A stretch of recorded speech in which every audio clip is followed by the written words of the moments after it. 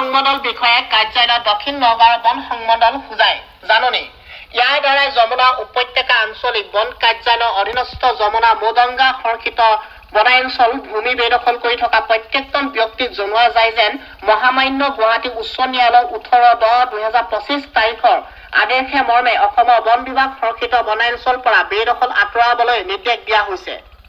সেই মৰ্মে যমুনা মৌদঙ্গা সংৰক্ষিত বনাঞ্চল ভূমিৰ পৰা অবৈধ বেদখল আঁতৰাবলৈ বনভূমি পুনৰুদ্ধাৰৰ বাবে দক্ষিণ নগাঁও বন সংমণ্ডল তথা হোজাই জিলা প্ৰশাসনে প্ৰস্তুতি চলাইছে।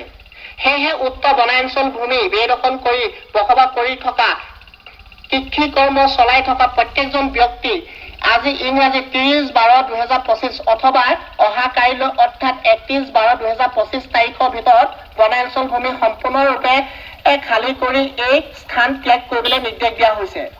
বেদখলকৃত ভূমিসমূহ নিৰ্ধাৰিত সময়সীমা অৰ্থাৎ 31/12/2025 তাৰিখৰ ভিতৰত খালী নকৰিলে চৰকাৰীভাৱে যমুনা মৌদঙ্গা সংৰক্ষিত বনাঞ্চল উচ্ছেদ কাৰ্যসূচী ৰূপায়িত কৰা হ'ব।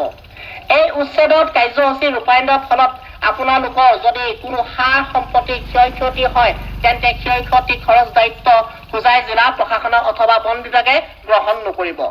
সেয়েহে চৰকাৰৰ জাননীৰ প্ৰতি সহযোগিতা জনাই বেদখলকাৰীসকলে যমুনা মৌদঙ্গা বনাঞ্চল ভূমি খালী কৰি দিবলৈ পুনৰ বাবে দক্ষিণ নগাঁও বন প্ৰাধিকাৰী বিষয়া হোজাইৰ তৰফৰ পৰা নিৰ্দেশ দিয়া হ'ল। ধন্যবাদ।